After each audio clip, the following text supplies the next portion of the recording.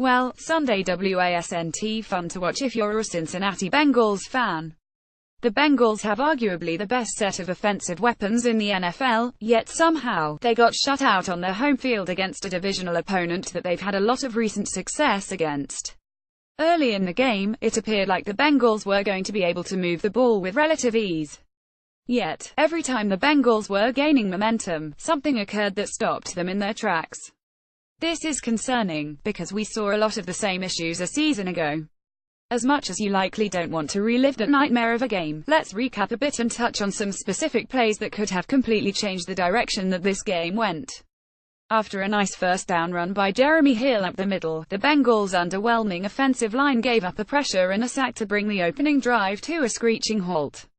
This was pretty much the story of the game for the Bengals' offense. The defense played relatively well for the most part, but the offense didn't help them out whatsoever.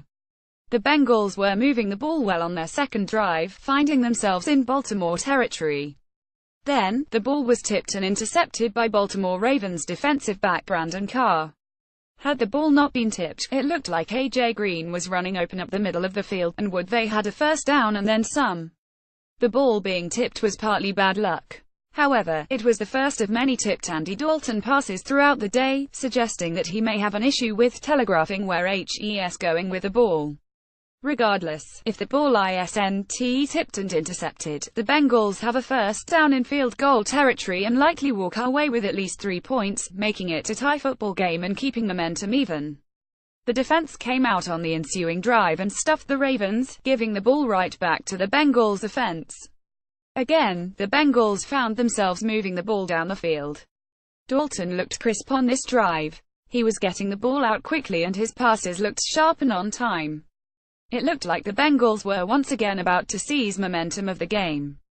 Then on a 3rd and 7 from inside the 10-yard line, Dalton threw to a completely covered Brandon Laffel in the back of the end zone. The pass was easily intercepted by Ravens linebacker C.J. Mosley, and more points were left off the board for the Bengals. With 9 minutes to go in the first half, the score was still 30 in favor of the Ravens. The Bengals' defense once again stepped up to keep the Bengals in the game. They forced a 3-and-out thanks to a sack from Geno Atkins on 3rd and 6. On the ensuing drive, the Ravens gift-wrapped a touchdown for the Bengals when there was a blown coverage against Cody Core.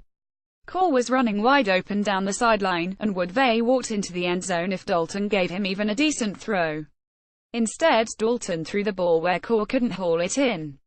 Another golden opportunity to gain control of the football game wasn't executed by the Bengals offense. Things really snowballed from there. Joe Flacco connected with Jeremy Maclin for a 48-yard touchdown pass on the following drive, making it 100 Ravens. Then with under 2 minutes to go in the first half, Dalton had yet another pass deflected at the line and intercepted. Terrence West would punch it in from the 2-yard line following the interception. This made the score 170 Ravens going into halftime. However, Nick Vigil had a nice interception off of a tipped ball by Dunlap on the opening drive of the second half, and all of a sudden, you're thinking things might start going the Bengals' way. They had a couple of nice completions, and it looked like they might finally get it into the end zone and make a game of it. Then, without fail, Dalton was pressured from behind and had the ball stripped, resulting in another red zone turnover.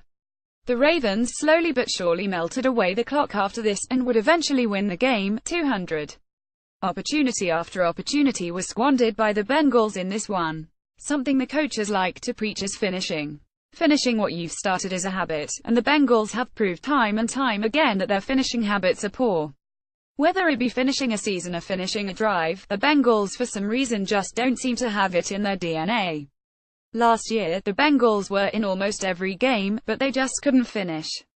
Dalton, the offensive line, coaching staff and even the defense have to look in the mirror after this one and figure out what kind of team they are. When good football teams are given opportunities, they capitalize on them.